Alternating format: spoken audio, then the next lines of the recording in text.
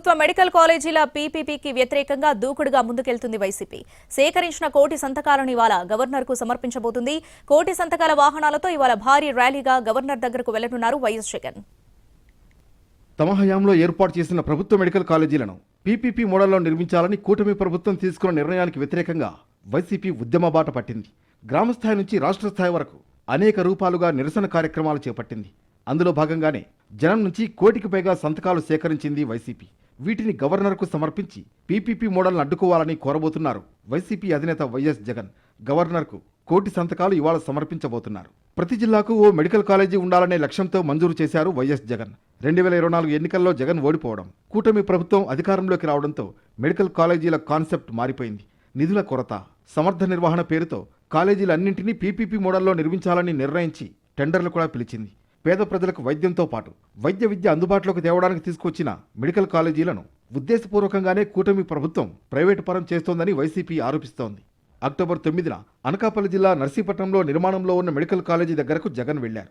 అక్కడి మెడికల్ కాలేజీని పరిశీలించిన జగన్ ప్రభుత్వం అమలు చేస్తున్న పబ్లిక్ ప్రైవేట్ పార్ట్నర్షిప్ విధానాన్ని తీవ్రంగా తప్పుపట్టారు. అక్కడి నుంచే సమరశంఖం పూరించారు. ఉద్యమం క్రమంగా విస్తరించింది. మొదట గ్రామాల్లో రచ్చబండ కార్యక్రమాలు, అనంతరం మండల కేంద్రాల్లో నిరసన ర్యాలీలు నిర్వహించారు.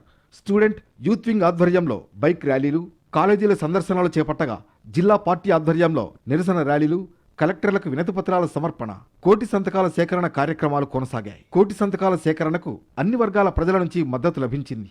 మారుమూల గ్రామాల నుంచి మండలాల వరకు, మండలాల నుంచి జిల్లా కేంద్రాల వరకు ప్రజలు స్వచ్ఛందంగా పాల్గొని తమ అభిప్రాయాన్ని సంతకాల రూపంలో వెల్లడించారని వైసీపీ చెబుతోంది. కోటి సంతకాల ఉద్యమం ముగింపు సందర్భంగా సోమవారం రాష్ట్ర వ్యాప్తంగా 26 జిల్లా కేంద్రాల్లో వైసీపీ ఆధ్వర్యంలో భారీ ర్యాలీలు నిర్వహించారు. జిల్లా కేంద్రాల నుంచి వాహనాల ద్వారా సేకరించిన సంతకాల ప్రతులను తాడేపల్లిలోని పార్టీ కేంద్ర కార్యాలయానికి చేర్చారు.